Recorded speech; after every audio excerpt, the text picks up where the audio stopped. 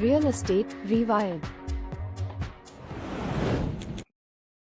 Welcome to Real Estate Rewired AI with a Heart with Gus Waite. This is where we talk all things AI and real estate. And today I have a unique guest, Dr. Jason Hubler. And this is what I love about this world is we ended up talking to each other, and most owners think that their business is worth what they want it to be worth.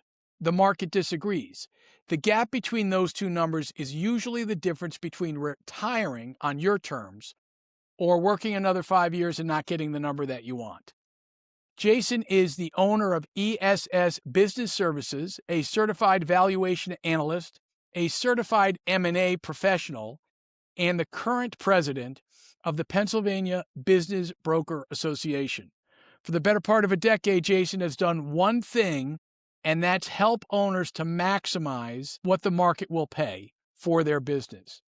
And on this show, we talk about the operating gap. And Jason, how are you? And welcome to the show. Doing good. Thanks, Gus. Thanks for having me.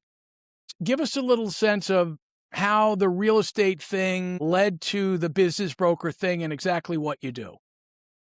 Yeah, so I started my career in IT, then got into real estate investing, and worst time in U.S. history, 2008, when the economy was collapsing. So we were losing equity in our properties faster than we could count. But yeah, anyway, after I had to rethink what I wanted to do for a career after that, and started looking at, well, I always liked doing business when I was in IT and working with businesses. And I liked the creative side of putting a deal together in real estate. And I was like trying to find something and turn around, taking a business that needed, improvement. So when I looked at what I could do to kind of combine all those skill sets, I came across business brokering. So back in 2013, I took a leap of faith and got into it full time and haven't looked back. Eventually started my own company, which is ESS Business Services today, and love doing what I do. So we're going to start with that. I always say AI should only allow you to do more of what you love and less of what you don't. And I also want to back up because business is a lot of fun when you're making money. Yeah. It's not a lot of fun when you're not making money. So bring me back to that pivot. You mentioned 2008. Anybody in real estate remembers where they were and what happened to their business then. Internally, how did you overcome those obstacles at that time? Well, I think the biggest thing was, just focused on how do we solve the problem? The problem solving is one of the things I enjoy doing. And, my wife and I were invested in the properties together. So communication, I think, is number two. And then, contacting the banks and the lenders and, working with everybody to unravel what was, would have been a great portfolio had we been able to hold on to it. But it was one of those, like, it might take 20 years. And just being realistic, talking about being realistic with your business. It's like we could try and dig ourselves out and keep these properties, but it might be 20 years till we get money back out of them. So we just dumped the properties and off to whoever we could and repositioned ourselves for success after the economy turned around. So that's interesting because I would imagine that's a common dynamic with a business owner, right? Because there's an emotional investment. If you've had a business for 20 or 30, 40 years, maybe you got it from your dad. There's a huge identity wrapped up in that business. And so how do you navigate that from the business owners whose emotional investment is enormous, but whose financial reality doesn't match that? Yeah, that was a great transition. Because we were able to not stay emotionally connected to the business. Literally, real estate investing was an investment. When you start a business from scratch and you work it for 20, 30 years, a lot of business owners, they're emotionally attached to the business. The employees are like family. The customers are like family. They remember all the years of working evenings and weekends and missing family events, sporting events with the kids. So they want to get paid on all that activity that occurred. But unfortunately, a buyer comes in and looks at the business from an investment standpoint. I'm going to put X number of dollars into the business, whether it's 100,000, 500,000, a million, and I expect a return of investment of Y. And if I don't get that, then I'm walking away from the business. And so there's an emotional gap between a seller and a buyer. It's interesting. I did a lot of corporate relocation in New York City. I had 100 agents working for me, and you'd have these C-suite executives coming over, and they had $10,000, Yeah. $15,000 for rent, and the company was paying. And they thought they had this image in their mind of what that could get them. And before we went out, and I think this is correlating to your business owners, I'd say, listen, renting an apartment in New York is a 5-stage process: denial, anger, depression, bargaining, and acceptance. And I would imagine for a business owner, there's a period of denial there in terms of what their business is actually worth. Would that be accurate? Yeah, absolutely. A lot of times when I talk to business owners, one of the exercises I do is have them envision what they want the business to be worth. And they get a smile on their face. They're thinking of a nice big number. And then I tell them to divide it by 4 because that's closer to what the actual number is going to be. And then they get a sad look on their face. Right. And again, that a lot of that is that emotional part, but also kind of tying it to real estate. Like you could let a piece of real estate sit for 5 or 10 years, and as long as the roof doesn't collapse, it could be worth more money. Mm-hmm. Where a business, if you let a business go or don't pay attention to it for 3 months, it could be worth a lot less or worth nothing. So just because you owned a business for 30 years doesn't mean it's going to be, even if you bought it, it doesn't mean you're going to be able to sell it for more than you bought it for if you didn't prepare it to sell properly. Yeah. And, it's funny. I'm almost thinking of like a long-term marriage, right? Over time, they stop dressing up and they get a little sloppier and, Yeah. right? Like all of a sudden you think, well, That's a great analogy. right? She still loves me. And Yeah. going, yeah, but if you had a new one here, they'd be going, geez, Gus, you know what I Yeah. mean? Can you put some pants on, Yeah. So I would imagine businesses are like that, long-term businesses. They get a little frayed around the edges. Mhm. They get their processes get a little dusty and they're used to it. But someone new coming in doesn't want to inherit dysfunction. Exactly. And they haven't upgraded their equipment in 20 years because they don't want to stick, 500 grand into upgrading equipment when they're looking to sell the business next year. But the buyer comes in and goes, okay, well, I have to put 500 grand into new equipment. So we're going to knock that off the sale price. Got it. Yeah.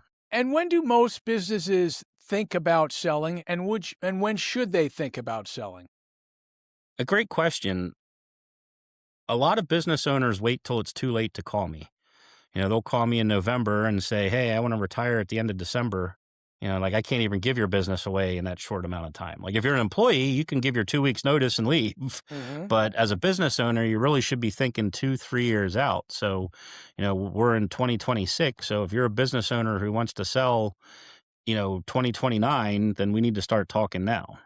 To get maximum value. I mean, I can sell your business at any point to somebody, but it's going to exponentially reduce the amount of money you're going to get for it if you wait till the last minute to call someone like myself. And now when you go into a new business, Jason, and what are some of the surprising things that an owner didn't realize before you got there in terms of what they're going to have to deliver, the amount of work that's going to have to go in to sort of get their house in order? Walk me through that. Yeah, it circles back to that comfortability, right? They got comfortable in doing the things the way they do it. And then I come in and I'm kind of a disruptor. So I start saying, hey, let's dig through your bookkeeping. And then they started, well, this is why we do this and we write this off. And the accountant, wants us to write that off. And I'm like, that's great. But now we have to start putting these pieces of this puzzle back together so that not just the buyer sees the value, but the person funding the buyer, whether that's a lender or an investor, has to see that value as well. So we start digging into not just the numbers, but, how do you run your business? How do you get customers? What's your sales team like? What kind of marketing have you been doing? And, a lot of times it's like, I got kind of tired of running across town to meet with that buyer, so I dropped them. And, I was sick of paying credit card fees, so I dropped one of the buyers that paid with credit cards. And, it's like all of a sudden things just they stopped doing marketing 2 years ago because they didn't need to anymore. So yeah, it just gets to be a hard conversation. Like, well, the buyers are going to scrutinize that. So here are some things we need to change. Well, listen, I go back to my relationship analogy, right? If I know I'm going to get a divorce, how much effort am I really putting into the relationship? Because I got my view, your owner's view is on moving down to the villages in Florida or playing golf or hanging out with their grandkids or doing Yeah. something else. Yep. And so I would imagine that's a challenging spot for you to be in when they're kind of trying to get out and you're saying, hey, wait a minute, we got to stay in here a little longer to get the maximum value. Yeah, and one of the worst things I can hear an owner say is, "Well, I don't need the money." Okay, then they don't feel the need. That also means they don't feel the need to put effort into selling this business. And unfortunately, you're going to work really hard to help sell that buyer on why they should buy that business. So again, now you're busy running your business, but now you got to do all this extra stuff to help either prepare the business or get the buyer what they want. Because if most businesses sell with an SBA loan, small businesses, 5 million and under. So there's going to be 150 check boxes that we got to cross off the SBA lender list. And it's just, hurry up and wait. Like, I'm going to need a bunch of stuff now. Then we're going to wait for 2 weeks. Then we're going to need a bunch more stuff. Then we're going to wait for 2 weeks. And, it takes a long time, 3 to 6 months from the time you first start talking about a serious buyer to when that's actually going to close. And let me ask you this then. What are you say those 150 check boxes in an SBA loan?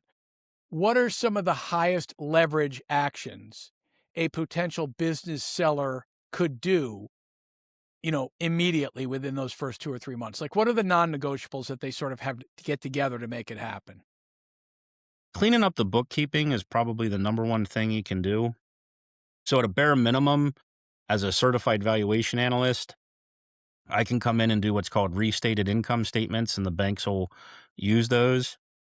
So we take all the non-operating expenses and add them back. Anything that's allowed to be expensed as a business owner, and it's a tax deduction for them, but we need to add it back in and show, well, here's the real cash flow. So that's number one. Number two is, how dependent are your customers and employees on you as a business owner? Because that's another thing of not just the buyer is going to look at, but the lender or the investor who's funding the buyer is going to look at.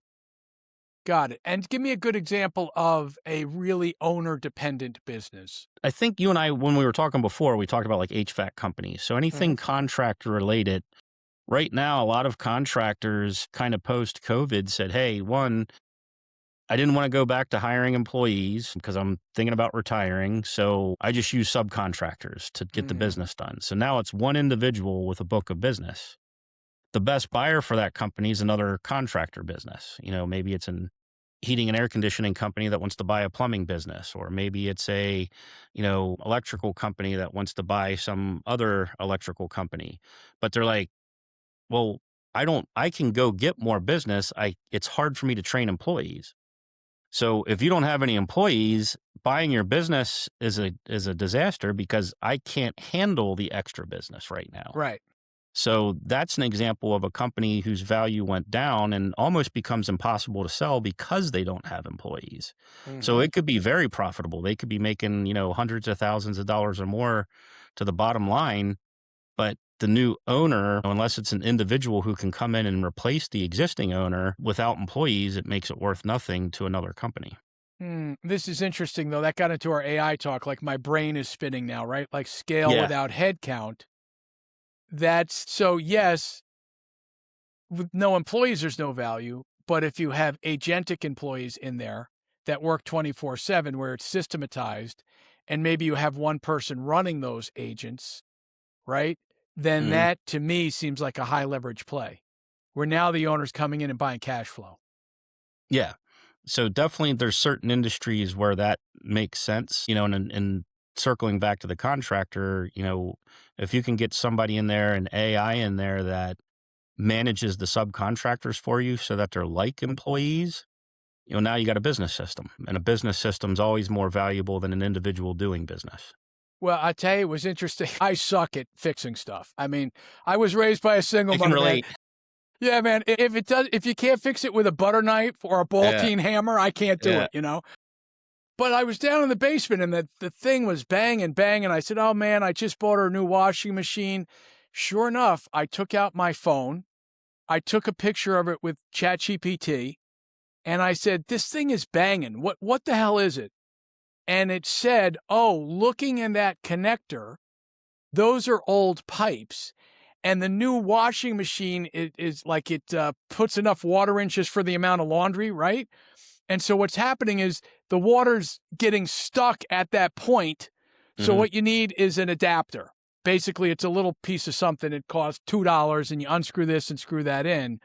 And my brain started thinking about, can you imagine if you're now sending people, the contractor saying, hey, listen, do me a favor, just go downstairs, take a picture of it, tell me exactly what it's doing. I'll send my guy with the part, right? And if that were the standard operating procedure for that particular company, But yeah, it was changes the game. changes the game, because now I don't have to send the guy out there. Now he's got to go get the part.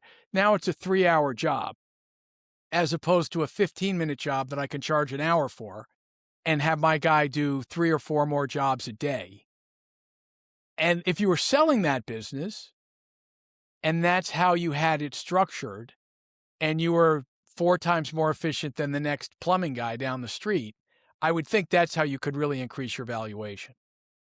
Absolutely. And if you think about business owners who are in trade related businesses, if you look at like, pre-internet even, you had to get books, right? You had, 50, 60 books sitting on the shelf of all the different cars if you're a mechanic, or, all the different things you needed to know about electrical work, plumbing work. And you spent years and years and years, maybe decades mastering that craft. And then a buyer walks in who's in their mid to late 20s and they're like, yeah, I can get all that on YouTube now for free. That's like an insult to the seller. So again, that's one of the things I do as a business intermediary is try and help offset that way the buyer thinks and the way the seller thinks, and, Right. and bridge that gap in psychology and technology. To your point, like, yeah, there's the buyer's going to come in and they're going to do it probably completely different than you did it to a certain extent. Interesting. And we talked about that a little bit previous to this, is that idea of, and I think it's just an interesting time in history in your business, is how to increase the value of the business moving forward by implementing AI systems that the current owner isn't using and has no interest in doing. They're tired. They're one out. I'm getting a divorce. I don't care. I'm not losing any weight. And then you have the sellers coming in going, wow, I thought the business was worth this, but oh my gosh, if these systems were in place by the time I took it over, it would be worth this. Right. Interesting. Yeah. It's a great opportunity with technology for buyers to come in and take a business that, needs technology upgrade and needs AI implementation that can grow exponentially under new ownership, but unfortunately that value is created by the buyer, not the seller. Right. Interesting. So let's switch it over to the seller's mentality. So you got someone who's looking to buy a laundromat, right? Listen, everybody's got delusions that business is easy. Yeah. Right? Laundromat is funny because that's like everybody thinks, I'm just going to buy a laundromat. It's the easiest business to buy. I don't Right. ever have to work in it. Right. But what are the delusions? So the buyer has a certain amount of delusion that, hey, I really haven't been paying attention and everybody loves me and I got all these great clients and I'm putting 150 G's a year in my pocket. So, I should get what, $500,000 for it? Because you take what I make and you multiply it times 10, and they're in that world because their brother told them that. Yes. Yeah. I always say, Right. don't take advice from Cousin Eddie at Thanksgiving or Right. Christmas. Which is a good one. So what's the biggest Yeah. myth? Give me the biggest numerical myth that sellers have, like the simple math thing that they think.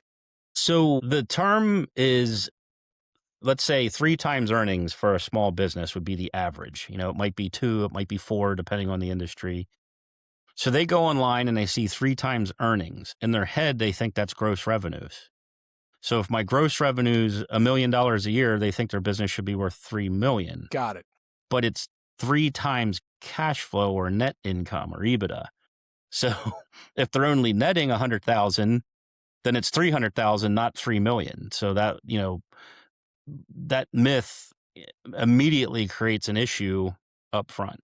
And well, listen, you might have to change your math on whatever number you want, divide it by 4. Sounds Yeah, like right. whatever number you want, it's a tenth, right? If you go with the 3 million and the 300 grand example. Yeah. Okay. So now you're getting into reality and you're saying, listen, realistically, they're looking at, you're getting 100, they're looking at 300, but guess what? They're also going to have to put 200 in to get new equipment. They don't know how many of your lifetime customers are going to leave them. They don't know if your employees are going to stay. I mean, Sally there at the desk is looking a little rough. She's looks like she's got one foot out the door. I'm buying a headache. Yep.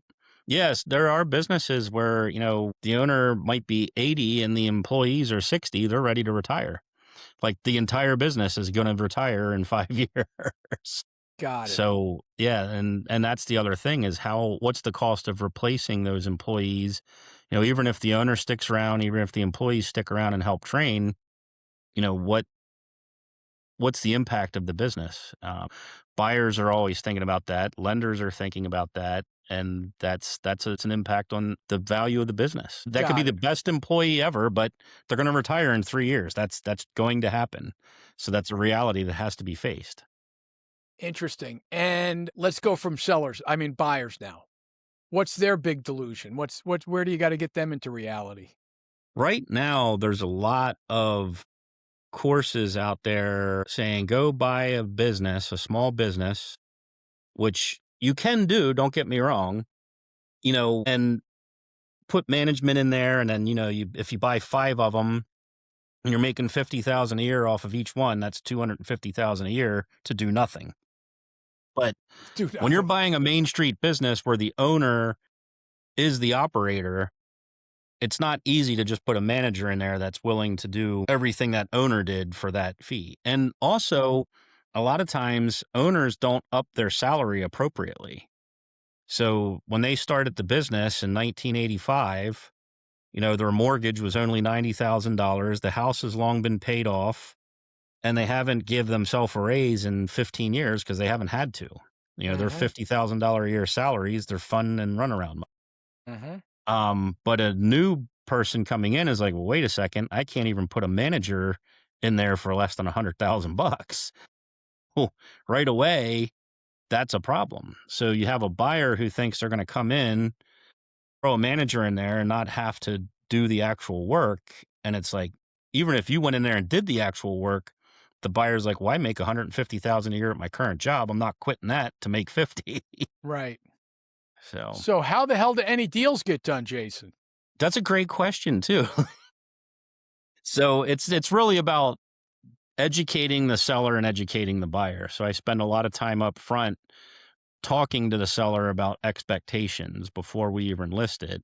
And the same with a buyer. Like a buyer calls and they just are like demanding information. I'm like, no, we got to have a conversation before I give you any detailed information.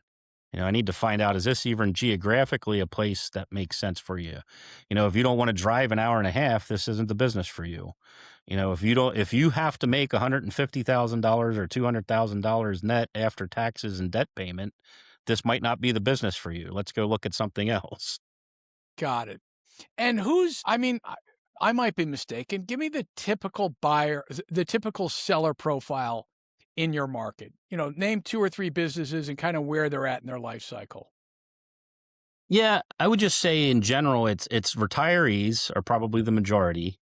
50% or more are people who are, in their mid-60s ready to retire, not necessarily industry specific. What changes that is the impact of the job. A physical job, you're going to have a seller who's like, I want out. They're 60 years old because they physically can't do the job anymore, versus if it's financial planning, insurance, something that's service-based where, as long as their mind's sharp, they could do it till they're 80 years old. So that changes when they're retiring. And then you have partnerships that go bad is probably the second, and health issues. And you mentioned divorce. Divorce is another one that's probably like fourth in line of why somebody calls me to sell their business. And what about probate? Dad owned it. All of a sudden he, unfortunately had an early demise. The kids, quote unquote, inherit it, but nobody really wants to move back to Pennsylvania to run the bagel shop. What usually happens in that situation? So I would probably put that on the 5th category. And that's, they just waited too long.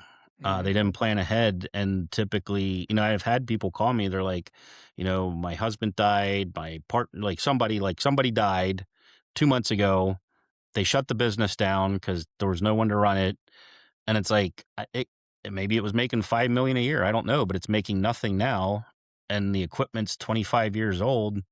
Just sell the equipment, get what you can for it and call it a day, Yeah. unfortunately. And typically they already have, and that's just an attorney putting paperwork together. Right. So I don't, that usually is too far gone for me to offer any value. Divorces are a disaster because they're emotionally charged. So trying to get anybody to make a logical decision there is impossible. Partnership disputes are also, you have too many emotions in there. They're mad at each other and they don't want to think logically to get the deal done. So the majority of the sales are out of retirement. Somebody's ready to retire, or, people are just like serial entrepreneurs. I bought this business. I started the business, whatever. I've been doing it for 10 years. I'm ready to move on to something else. So I just want to sell and move on to something else. So those two seller profiles are probably the majority of what I do. I was just thinking it would be interesting if you had a pipeline of business owners from 50 to 55 who were kind of thinking, hey, 10 years from now or 5 years from now, like, right? I mean, at what point, what would be the sweetest spot for someone to start thinking about transitioning to selling their business? When's too early? When's too late? I would say the sweet spot would be 5 to 10 years out. Really? That gives you plenty of time. I'd say a minimum of 1 to 3 years. You Got need it. at least 2 to 3 years of good bookkeeping by itself can triple the value of the business. Got it. So if someone who's, late 50s, early 60s, they're in that sort of 3 to 10 year window, that would be the sweet spot in terms of starting to have the conversation about how to clean yourself up so you can cash out for a lot more money. Absolutely. If they're like, I want to be retired by 65 and they're 62, let's start talking. Hmm. And then how do you get paid, Jason? So I typically charge a little up front to do the valuation and get all the marketing materials together. Because basically we take the valuation and convert it to a marketing document. It's like a 3 to 5 page business summary that shows the buyer or the lender everything they need to know about the business and why it's worth what we are asking for it. Got it. And then after that, through the whole process of managing due diligence and negotiating and making sure all the attorneys and accountants play nice in the sandbox together, and get it funded. Then we finally go to closing, and that's when I get the balance of what I'm due based on a percentage of the sale price or a minimum fee. Got it. And what do you love about what you're doing, Jason? What do you absolutely like? You could do it all day without getting paid. I love the deal, just putting the deal together. And that's how I knew I liked this industry, because it does take a long time to get paid. Mhm. Other business ventures, I'd be like, I don't like it enough to not get paid. Where this, Right. I just love putting a deal together. The project management, starting and having a conversation with a business owner or a business buyer. And then 6 to 9 months later, when we're at the settlement table, just knowing that, we were able to make that happen. Got it. And you've been doing it for 13 years? Yeah, 2014, I think, is when I started. Okay. 12 to, I'm 1 year, 13, I think. Got it. Wow. And normally, how many transactions would be a really good year? How many transactions would be like, oof, this was a rough year? On the seller side, if I have 5 to 7 listings that sell a year, that's what I consider average. So anything below that would be a bad year, and anything above that would be a good year. Got it. Now Fantastic. with buyers, it's changing. I'd say now I'm working a little more with buyers. So I'd say between sellers and buyers, if I can do 10 transactions a year, that's a good year. And let me ask you that, because we didn't really get into the whole AI thing, but where do you see it in your own workflow? You know what I mean? Like, there's all these different levels of adoption, right? Some people are like, I don't want anything to do with it. Leave me alone. Mhm. Other folks are like, they played around a little bit on ChatGPT. Other people have paid models. Other people have paid models and they've actually got a few things going in their workflow. And then you have real integrators, right? People who have a systematized way of implementing it into their business, measuring the ROI, having a real way of doing it on an ongoing basis. So where would you put yourself in that sort of AI adoption scale? So it was a little over 2 years ago at the Pennsylvania Business Broker Association dinner. I had an AI speaker come in because that was one of the hot topics of, everybody recognized we need to start knowing about this. And at the end of that presentation, it was like an hour long. I knew, like, you either figure this out or in 2 or 3 years, you'll be so far behind, you can't catch up. So I'd say even with starting 2 years ago, I might be at 20% capacity in using AI efficiently, and that's on the high end. But I use it for business descriptions. I'll just put in there because I'm a very logical person. So if I write a description of a business, it's very logical. That doesn't help a buyer feel good about Right. buying the business. So I'll just tell ChatGPT, like, take what I thought I should put and make it sound better, Right. or make an image that entices somebody to want to buy this business. Or I use it to help write business summaries where I can literally just copy and paste the notes I had with the seller in there and say, turn this into a business description. Got it. Um, So so you're where most of the folks that I talk to in that, wow, I know I got to do something, experimenting. Oh, wow, it could do this thing a little better than it could do that thing. But also recognizing from our previous conversation, oh my God, this stuff is changing so quickly and what it's capable of doing and how you're currently utilizing it. And this is true for everybody, are really in two different places. Well, and also I'm able to now, where historically, when I graduated from college, I had a video production background, Okay. and, you'd spend tens of thousands of dollars on software, thousands of hours putting a video together, editing it, so to do an actual video for somebody to use as a marketing piece could be a $25,000 investment in 3 to 6 months of time, where now it's like, I took a few, you have a few avatars that you create, and my VA just makes hundreds and hundreds of videos out of those avatars, and I don't do anything. Like, I don't have to retape anything, and I was like, here, just take this content. Here's some bullet points, so literally just copying something from ChatGPT into a video AI, and it makes me say that stuff. Or another type of video that has preset, I think InVideo is the company. You're just like, hey, make a video about a 30-second video of why somebody should buy a fill in the blank business, and boom, there it is. And we post it on YouTube and Facebook and LinkedIn, and we'll get leads from that. Well, it's funny. I was talking, I don't remember where he was. It was a broker. I think he was down in Florida. And wherever he was, you had to go over this bridge to get to wherever his territory was.